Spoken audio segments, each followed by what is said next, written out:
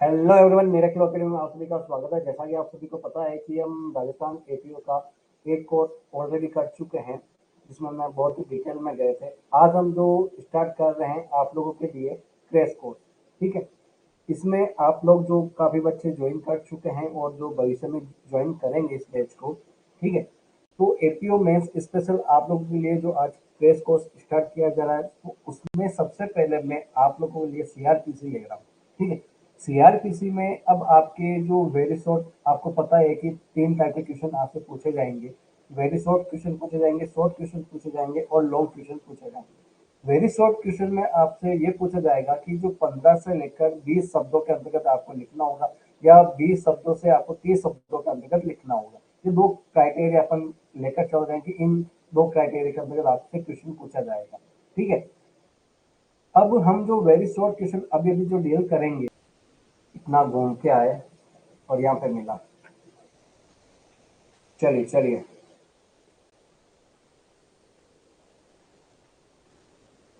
अब देखिए हमारे पास 11 की ओर बढ़ते हुए, पुलिस रिपोर्ट किसे कहते हैं? पुलिस अधिकारी द्वारा धारा 173 के क्लोज 2 में सीआरपीसी के अंतर्गत मजिस्ट्रेट को प्रेषित रिपोर्ट पुलिस रिपोर्ट कहलाती है, ठीक है। अब यहाँ पर वर्ड लिमिट हमारे हो सकता है, ज़्यादा भी हो सकता है। काउंट कर लेते हैं, 1 2 3 4 5 6 7 8 9 10 11 12 13 14। चलिए बराबर है, ठीक है। यानी ना तो ज़्यादा है और ना कम है, 15 शब्दों के अंतर्गत आ गया। चलिए, समझ में आ गया ना बात। तो यहाँ पे आपको काउंट करते रहना है एग्जाम में भी। ऐसा नहीं है कि आप लिख के आ जाओ, काउंट ही ना करो, 22 हो जाए 25 हो जाए, नंबर कर सकते हैं आप, ठीक है। आरपीएससी इस बार बहुत ही स्ट्रिक्ट फॉलो कर रहा है अपने रूल को। समन मामला किसे कहते हैं? चलिए हम भी बता देते हैं समन मामला किसे कहते हैं। कि किसी भी अपराध से संबंधित होता है तो वारंट मामला नहीं है। यही आपके वहां पे डेफिनेशन लिखी हुई है डायरेक्ट में। समन मामला वो मामला होगा जो वारंट मामला नहीं है, ठीक है। बाकी तो आप मुझसे ज्यादा जानते हो, है ना। जान रहे हो नहीं जान रहे हो, आपने मुझसे ज्यादा पढ़ा है। मैं एक छोटा सा मन बुद्धि वाला बालक हूँ, जो आप लोगों को पढ़ा रहा हूँ, डील कर रहा हूँ। चलिए, फिर वारंट मामला क्या है, इंग्लिश वाला भी ले लेते हैं। अभी आप बोलोगे सर इंग्लिश में बताया नहीं। ये लीजिए, पुलिस रिपोर्ट क्या है? A police report is a report sent by a police officer to a magistrate. किसको करेंगे? Magistrate, under section 173 two clause 2 of code of criminal procedure. तो वो क्या हो जाएगी? पुलिस रिपोर्ट कहलाएगी, ठीक है। मैं ज़्यादा एक्सप्लेन नहीं कर रहा हूँ ताकि हमारा टाइम बच सके। टेस्ट कोर्स है, जितना हो सके क्वेश्चन को अपन डील करेंगे। Question number 12, what is a summon case? Summon case क्या है? तो सेक्शन 2D में यानी बता रखा है, ठीक है। ये उसका था कंप्लेनेंट वाला, तो यहाँ पे टाइप हो गया है। चलिए इसको हम हटा देते हैं। समन है, summon case relates to an offence which is not a warrant case, ठीक है। जो वारंट केस नहीं है तो वो समन केस कहलाएगा। अब मुझे ये बताइए, क्या 2B में समन बता रखा है क्या? मुझे तो नहीं लगता। इसमें 2B क्यों लिखा, आप बताइए, समन कहाँ है? समन कहाँ बता रखा है भाई? 2B में या 2W में? इसीलिए क्रॉस चेक करने का बोला था मैंने। मुझे पता चल गया 2B में तो हमने चार्ज पढ़ा था, ये यहाँ पे क्यों लेके आ गया। तो 2W करते हैं अपन, ठीक है। हिंदी में क्या बोलेंगे? हिंदी में इसको ब बोलेंगे मेरे हिसाब से, ये वाला ब बोलेंगे, ठीक है। चलिए, इसीलिए क्रॉस कंफर्म करने का बोला था, तो मुझे पता चल गया कि इन्होंने टाइप में एरर की है। चलिए, question number 13, what is warrant case? अब बताइए भाई वारंट केस क्या है? तो a case punishable with imprisonment for more than 2 year is a warrant case. ये क्या वारंट केस? मृत्यु, आजीवन कारावास या 2 वर्ष से अधिक अवधि से कारावास से दंडनीय किसी भी हो तो वो क्या कहलाएगा? वारंट मामला कहलाएगा। 200 कहाँ बता रखा है? वारंट ट्रायल बता रखे ना। चलिए चलिए, ओके ओके बच्चा, बाकी 2G में कैसे आ गया ये? 2X नहीं है क्या? इतना क्या ये कर रहे हैं, 2X है, ठीक है। चलिए, उन्होंने गलत टाइप कर दिया है, तो मैंने तो ठीक कर दिया ना। चलिए हिंदी में चलते हैं।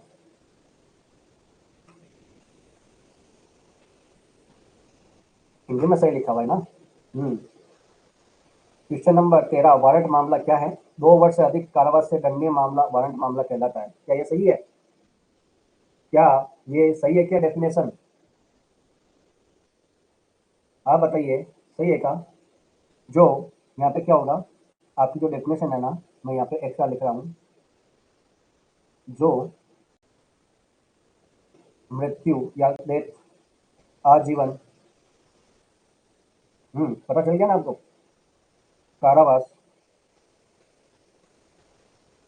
या यहाँ से ये स्टार्ट होगा, 2 वर्ष से अधिक के कारावास से दंडनीय मामला वारंट मामला कहलाता है। ठीक है, समझ में आ गया ना? तो 20 शब्दों में अगर आपको लिखना हो तो ये 1 2 इस हिसाब से काउंट करके लिख देना। टू ब राइट हो गया। ये जो न्यायिक कार्यवाही है, जुडिशियल जो आपके प्रोसीडिंग है, उससे क्या तात्पर्य है? ऐसी कार्यवाही जिसमें शपथ सशपथ वेद साक्ष्य ली जाए या ली जा सकती हो, तो उसे अपन क्या कहेंगे? क्या कहेंगे?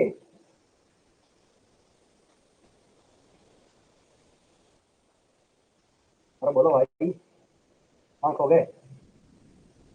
ये 20 क्वेश्चन होने के बाद में हो सकता है मैं आपको डिफरेंस वाले क्वेश्चन पढ़ाऊँ। ठीक है, तभी पढ़ाऊंगा जब आप कहोगे ये चीज़ समझ में आ गई।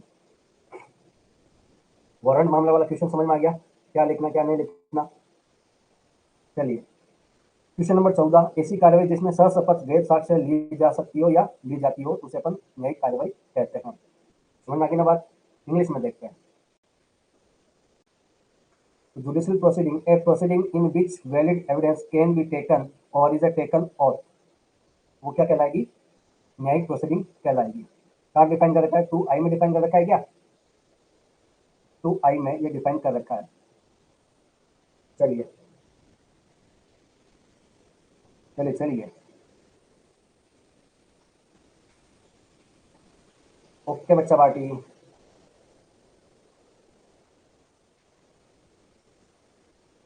पीडीएफ ऐप अवेलेबल है आपके? अगर नहीं दिखी हो तो मैं वापस चेक कर लूंगा, ठीक है? चलिए, क्वेश्चन नंबर 15, डिफाइन प्लेस, यानी स्थान को बताना है। कहाँ पर है ये प्लेस आपके? बताइए। 2I में नहीं है, प्लेस कहाँ पर है? 2P में ना, तो इन्होंने 2P क्यों लिखा? P for place, section 2P में। ठीक है, और हिंदी में तो है, तो देखते हैं।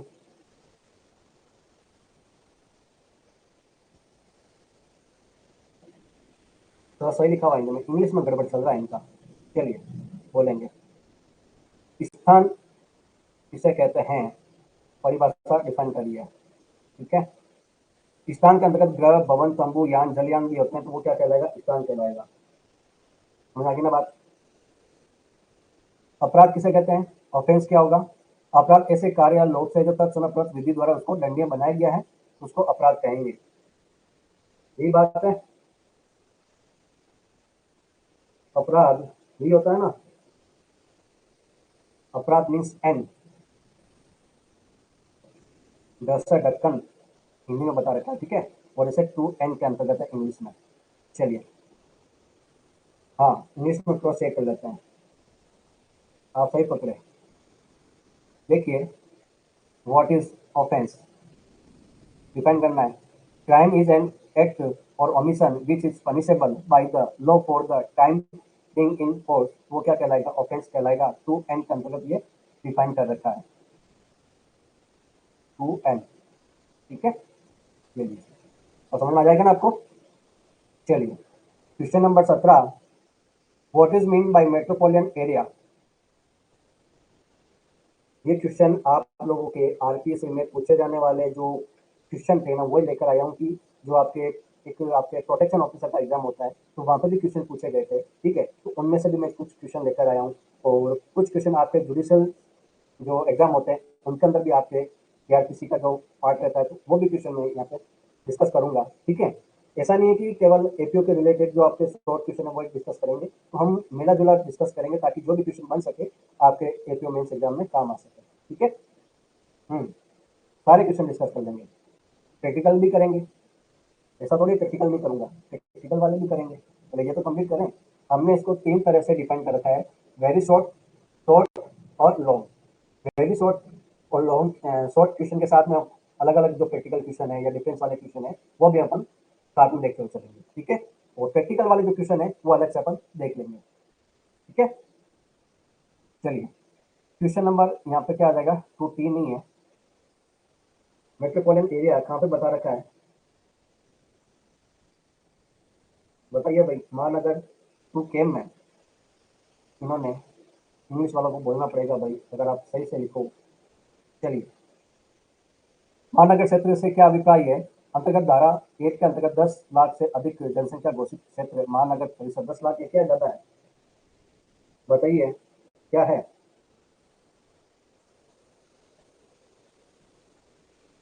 महानगर क्षेत्र क्या होगा, 60 लाख होगा, 10 लाख होगा,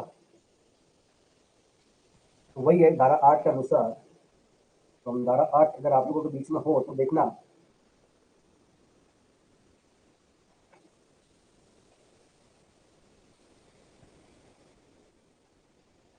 चलिए, ये आपके पास में डायरेक्ट क्रॉस चेक कर लेना भाई, ठीक है। महानगर क्षेत्र से क्या अभिप्राय है, 10 लाख ही लिखा हुआ है ना या ज्यादा है, कहाँ डिफाइन कर रखा है, 2T में है ना, फुटर। चलिए, ओके, हाँ बच्चा भाई, ओके। चलिए चलिए चलें क्वेश्चन नंबर 18 की ओर। लोक अभियोजक का क्या अभिप्राय है, लोक अभियोजक धारा 24 के अधीन नियुक्त व्यक्ति तथा उसके निर्देशों के अधीन कार्य करता होगा, वो क्या कहलाएगा, लोक अभियोजक कहलाएगा। सेक्शन 24 में डिफाइन कर रखा है या नहीं है। अगर आपके पास में डायरेक्ट हो तो सेक्शन 24 की डेफिनेशन देख लीजिएगा। तो एक नहीं है, अपने को क्या करना है कि शॉर्ट में लिखना है, तो सेक्शन 24 के अधीन नियुक्त व्यक्ति और उसके निर्देशों के अधीन कार्य करने वाला व्यक्ति लोक अभियोजक कहलाएगा। अगर आप पूरी डेफिनेशन लिखो तो आपकी जो डायरेक्ट डेफिनेशन है वो भी लिख सकते हो, जिसमें आपको फर्स्ट पैरा लिखना होगा, ठीक है। समझ गए ना बात, सेक्शन 24 का फर्स्ट पैरा लिख सकते हो, ठीक है। मुझे आगे ना बात, फिर क्यों मैंने शॉर्ट में लिखा, क्योंकि आपसे पूछा गया 15 से 20 शब्दों के अंतर्गत, तो 15 से 20 शब्दों के अंतर्गत मैं वो वाली डेफिनेशन लिखने बैठ जाऊँ अकॉर्डिंग टू सेक्शन 24, तो मेरे नंबर कटने के चांस है या आने के चांस है, समझ गए नंबर। तो इसीलिए मैंने यहाँ पे ये क्वेश्चन का इस हिसाब से आंसर लिखा है कि लोक अभियोजक धारा 24 के अधीन नियुक्त व्यक्ति तथा उसके निर्देशों के अधीन जो कार्य करने वाला बंदा होगा वो क्या कहलाएगा, लोक अभियोजक कहलाएगा। समझ गए ना बात। चलिए, सहायक लोक अभियोजक क्या कहलाएगा या नियुक्ति कैसे होगी उसकी, कि मजिस्ट्रेट न्यायालय में अभियोजन संबंधी कार्यवाही या संचालन के प्रयोजनार्थ सहायक अभियोजन कहलाएगा। मजिस्ट्रेट न्यायालय में अभियोजन संबंधी जो कार्यवाही करेगा या उसका संचालन करेगा, उस उद्देश्य से उसको जो भी प्रयोजनार्थ होगा तो वो सहायक लोक अभियोजन की नियुक्ति का प्रयोजन होगा। समझ लगी ना बात। तो ये सेक्शन 25 के क्लोज 1 में डिफाइन कर रखा है, तो आप वहां से उसको रेफर कर सकते हो। चलिए, हम्म, ओके। चलिए, क्वेश्चन नंबर 20 की ओर बढ़ते हुए, इंग्लिश में नहीं बताया, चलिए भाई इंग्लिश वाले आ जाओ भाई। क्वेश्चन नंबर 18, पब्लिक प्रोसिक्यूटर क्या होगा, तो public prosecutor is a person appointed under section 24 and working under his direction, तो वो क्या कहलाएगा, प्रोसिक्यूशन पब्लिक प्रोसिक्यूटर कहलाएगा। 2P में डिफाइन कर रखा है, मुझे नहीं पता 2P में, बताइए भाई कहाँ पर आइए। अरे आप ही के कमेंट बॉक्स का इंतजार कर, कमेंट बॉक्स में आप कमेंट का इंतजार कर रहा हूँ, बताइए बताइए।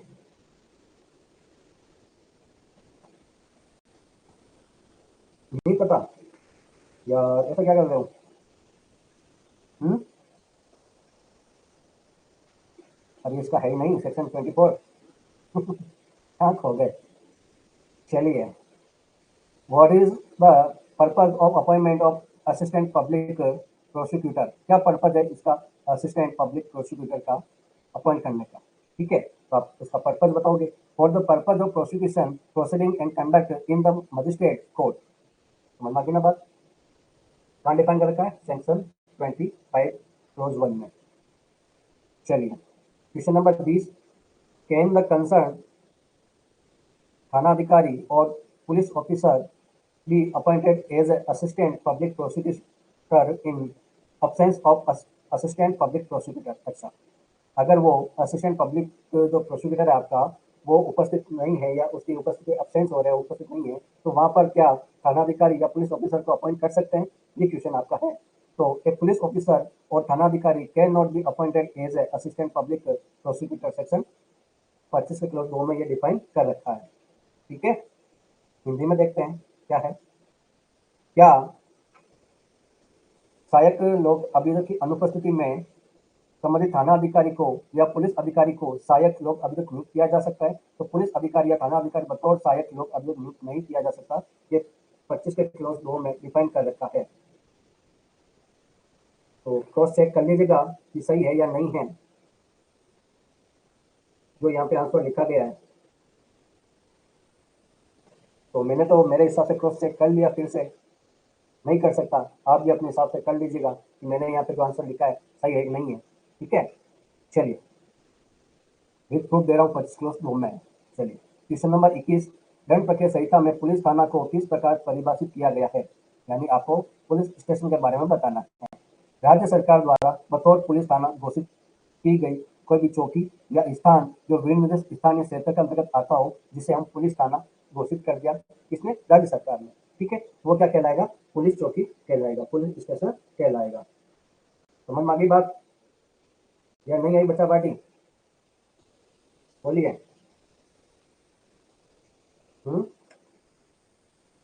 चलिए चलिए, क्वेश्चन नंबर 21 था अपना, है ना? How is police station defined in the code of criminal procedure? Any post, any place, post or place or specified local area declared as a police station by the state government। तो to S का अंतर्गत ये define कर रखा है। Station का मतलब S अपना होता है। ठीक है, जैसे हमने याद कर रखा है, आई मतलब मैं जुडिशियल मजिस्ट्रेट, ऐसा भी याद कर रखा है। आपने भी किया है, सर हम भी ऐसे ही याद करते थे। Very good. चलिए question number 22, who appoint assistant public prosecutor for prosecution is the court of magistrate? बहुत शानदार क्वेश्चन है। तो आंसर क्या होगा? Assistant public prosecutor are appointed by the state government and the central government for any special case और class के लिए। ठीक है, ये भी डेफिनेशन सही लिखा है मैंने, आप भी क्रॉस चेक कर लीजिएगा। मजिस्ट्रेट के न्यायालय में अभियोजन के लिए सहायक लोक अभियुक्त की नियुक्ति कौन करेगा? तो राज्य सरकार किसी भी विशेष मामले में वर्ग हेतु केंद्र सरकार या राज्य सरकार द्वारा किया जा सकता है। ठीक है, यहाँ पे आंसर पूरा नहीं आया है। ठीक है, सहायक लोक अभियोजक को नियुक्त किया जाता है। ठीक है, समझ गए बात? चलिए इंग्लिश का भी मैटर हमने पढ़ लिया। अब हम देखते हैं कि भाई आपसे डिफेंस वाले क्वेश्चन क्या क्या बन सकते हैं। देखिए कुछ क्वेश्चन मैं अभी आपके लिए लेकर आया हूँ और कुछ क्वेश्चन मैं बाद में बताऊंगा आपको। ठीक है, 10-12 में लेकर आया हूँ अभी। सबसे पहले आपसे डिफेंस में क्वेश्चन बन सकता है, कॉग्निजेबल ऑफेंस और नॉन कॉग्निजेबल ऑफेंस के बारे में, संज्ञेय अपराध और असंज्ञेय अपराध का अंतर बताइए। ये आपके शॉर्ट में क्वेश्चन बन सकता है, या आपसे टिप्पणी के बारे में पूछा जा सकता है, इसकी रिमार्क लिखी टिप्पणी दीजिए। ठीक है, इससे संबंध में क्वेश्चन बन सकते हैं। फिर अन्वेषण, जांच या विचारण क्या होगा? इन्वेस्टिगेशन, इंक्वायरी, ट्रायल, इनके आपको डिफरेंस बताना है, अंतर बताना है। परिवाद एवं प्रथम सूचना रिपोर्ट, कंप्लेंट और एफआईआर, इसका आपको डिफरेंस बताना है। ठीक है, अभी बताऊंगा, मैं एक दो लेकर आया हूँ, आप लोगों को बताऊँ मत। समन और वारंट मामला, समन केस और वारंट केस क्या होता है? वेरी शॉर्ट वाली क्वेश्चन नहीं, और ये बच्चा वाटी इतना ही नहीं है, मैं ये दोनों साथ में लेकर चलूंगा। ठीक है, 20-20 क्वेश्चन ये करेंगे, 2-2 3-3 ये कर लेंगे। ठीक है, ताकि क्या कि अपना वेरी शॉर्ट और शॉर्ट में जो डिफरेंस वाले वो साथ में कंप्लीट हो जाए। ठीक है, मैं बार बार इसलिए देख रहा हूँ, करने इधर दिखाई दे रहा है मेरे को। चलिए फिर है समन मामला और वारंट मामला, समन केस और वारंट केस। फिर सीआरपीसी का जो आपके सेक्शन 125 है, मेंटेनेंस वाला, भरण पोषण। ठीक है, और मुस्लिम स्त्री जो विवाह विच्छेद के जो अधिकार, उनके जो प्रोटेक्शन, उनमें क्या डिफरेंस है? एक तो आपके जो सीआरपीसी का जो मेंटेनेंस दिखाई दे रहा है उसमें, और मुस्लिम स्त्री को जो अधिकार, उनका क्या अधिकार का जो संरक्षण है उनमें किस प्रकार से आप अंतर होगा वो आपको डिफाइन करना होगा। और जो 145 पे आपके जो भूमि वाला, ठीक है, जो जलयान वाला है, या वो जो 147 है आपके, एक में तो रूल है और एक में लॉ बन रहा है, ठीक है, रूल जो सिद्धांत बन रहे हैं, तो वो आपको डिफरेंस बताना होगा अधिकार के बारे में। तो 145 और 147 को आपको अंतर बताना होगा। लैंड वाला, हाँ, वेरी गुड। फिर आता है साधारण विचारण, जो जनरल ट्रायल होती है आपके, और जो समरी ट्रायल होती है, ठीक है, संक्षेप जो 265 260 से 265 है, उसके अंतर्गत। फिर समन मामलों या वारंट मामलों के जो विचारण है, यानी जो आपके समन केसेज हो गए या वारंट जो मामले हो गए, उनकी जो ट्रायल है उनके अंदर आपको डिफरेंस बताना है। फिर आपको डिस्चार्ज यानी उन्मोचन या दोष मुक्ति, ठीक है, एक तो होता है एक्विटल, एक होता है हाँ, चलिए, वेरी गुड। तो उनको आपको बताना है। फिर आता है साधारण जमानत और अग्रिम जमानत में क्या डिफरेंस है। और भी क्वेश्चन इसमें डिफरेंस वाले बनेंगे जो मैं अभी लेकर नहीं आया हूँ, तो हम अभी दो दो के हिसाब से चलेंगे, ठीक है। तो आज हम अभी देखते हैं कौन से करने वाले हैं। और जो यूट्यूब के साथ ही अभी लाइव क्लास चल रहा है, तो जो मेरे अकेडमी एप्लीकेशन डाउनलोड नहीं किया है, तो वो गूगल प्ले स्टोर पर जाके मेरे अकेडमी एप्लीकेशन डाउनलोड कर लीजिएगा। एप्लीकेशन जो अभी पर देख रहे हैं वो बच्चे काफ़ी शानदार तरीके से पढ़ रहे हैं और अच्छा उनको लग रहा है ना, मेरे हिसाब से। चलिए, अब देखिए, संज्ञेय ऑफेंस और कॉग्निजेबल ऑफेंस, ये क्वेश्चन हमने देखा था ना, ये देखिए फर्स्ट वाला। तो हम अभी इसको डिस्कस कर लेते हैं, ये वेरी शॉर्ट में होगा। इसका जो आपके मार्किंग रहेगा, देखिए ये 50 शब्दों के अंतर्गत ज़्यादा भी हो सकता है और कम में भी हो सकता है। हिंदी वाले हिंदी को काउंट करेंगे, इंग्लिश वाले इंग्लिश को काउंट करेंगे, और जो मैक्सिमम आपकी लिमिट होनी चाहिए शॉर्ट क्वेश्चन के अंतर्गत, वो 50 से 60 के अंतर्गत होनी चाहिए, ठीक है। क्या हो गया, चल क्यों नहीं रहा है, समझ में आ रहा है ना। तो अब देखिए डिफरेंस क्या है वो समझिएगा। हमने अभी डेफिनेशन भी पढ़ी थी।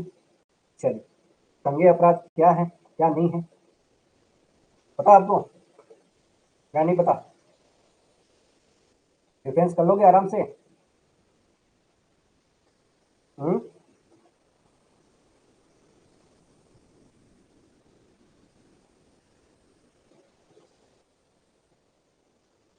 देखिए, सबसे पहले मैं अगर बात करूं संज्ञेय अपराध की, तो ये क्या होता है, हमेशा सीरियस नेचर का होता है, गंभीर प्रवृत्ति का होता है, गंभीर प्रकृति का होता है। जो असंज्ञेय मामला होता है ये क्या होता है, सामान्य प्रकृति का होता है। क्या ऐसा पॉसिबल है? हाँ जी, पॉसिबल है। Cognizable offence are of a serious nature.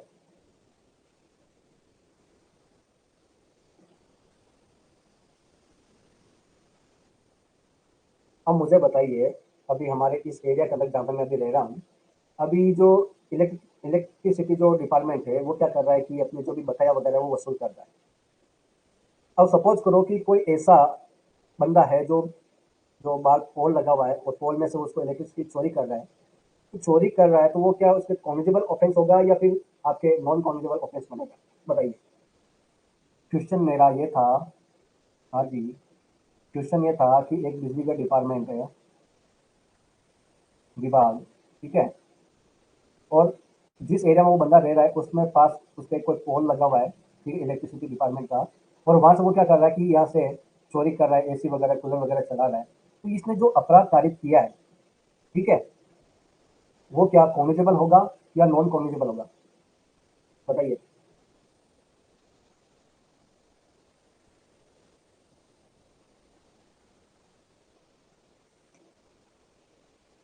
बोलो बोलो।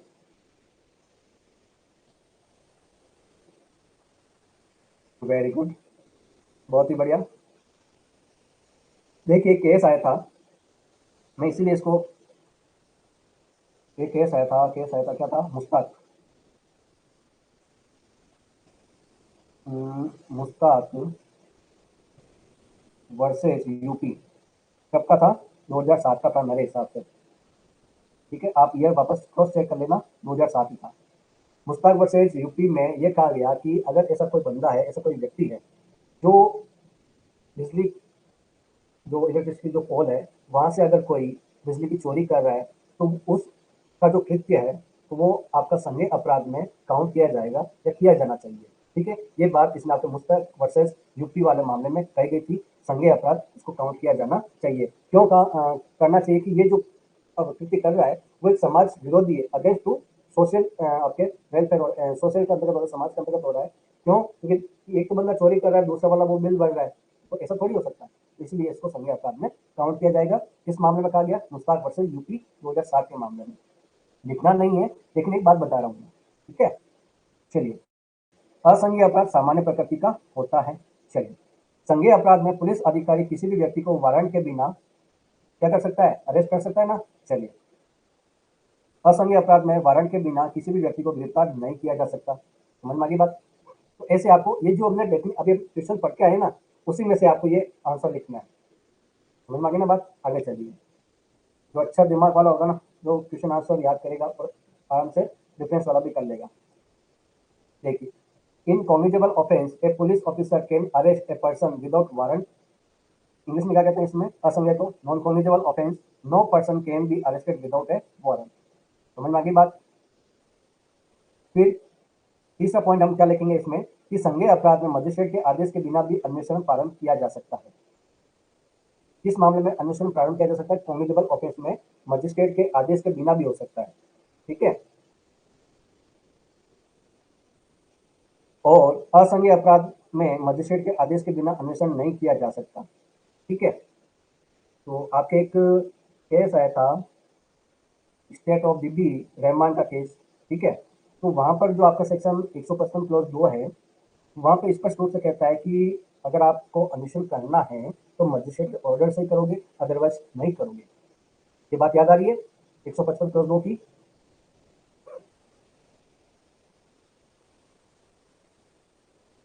ठीक है। तो केस कौन सा था बताऊं क्या? स्टेट वर्सेज बीबी रहमान। कब का है ये? हिंदी में लिख देता हूँ, बीबी रहमान। हालांकि केस जब पूछा जाए तभी मेंशन करना है, अदरवाइज नहीं करना है, ठीक है। ये मुझे याद आ गया था, या तो क्या मेरे सामने दिख गया था अभी, इसलिए आपको बता दिया। चलिए, फिर ये बात आई थी क्वेश्चन नंबर 4 आपके जो 4 की, कि संज्ञेय मामलों में कार्रवाई प्रारंभ करने के लिए परिवाद प्रस्तुत किए जाने की आवश्यकता नहीं होती है। अब एक भाई साहब बोले कि भाई कॉन्स्टेबल आपके जो प्रोसीडिंग है, मामला चल रहा है और उसकी जो प्रोसीडिंग प्रारंभ हो चुकी है, तो उसके लिए अगर आप परिवाद प्रस्तुत किए जाने की वहां पर आवश्यकता नहीं होगी, वहां पर पुलिस रिपोर्ट पर काम चल जाएगा। यही बात है या नहीं है? मुझे पता नहीं है मैं सही बोल रहा हूँ गलत बोल रहा हूँ, क्योंकि आप कमेंट बॉक्स में मैं जो भी मैं गलत बोल रहा हूँ आप फटाफट कह रहे हो कि सही सही बोल रहे हो गलत बोल रहे हो, तो मैं फिर से गलत बोलने की कोशिश कर रहा हूँ। हो सकता है मैं सही भी बोल रहा हूँ। चलिए, आपका कमेंट बॉक्स आना चाहिए, मैं वेट कर रहा हूँ। चलिए, तब तक मैं नेक्स्ट पढ़ूँ। असंज्ञेय मामलों में कार्रवाई का प्रारंभ परिवार से ही होता है। In non conjugal cases proceeding began with a complaint. तो इस हिसाब से आपको क्या करना है, क्या करोगे? अरे बोलो भाई, जो जो अभी मेरे को लाइव सुन पा रहे हैं यूट्यूब और अपने एप्लीकेशन पर, लिख लोगे इतना? ठीक है, चलिए। ये जो आरजेएस की टेस्ट सीरीज है, अगर आप लेना चाहते हो तो 2.0 स्टार्ट हो चुकी है, आराम से आप ज्वाइन कर सकते हैं। 1599 रुपये के अंतर्गत मिल रहा है, आप आराम से ज्वाइन करिएगा। चलिए, देख लीजिए, ठीक है। कोई भी डाउट हो तो आप कमेंट बॉक्स में मेरे को कमेंट कर दीजिएगा। चलिए, thank you so much for joining, take care.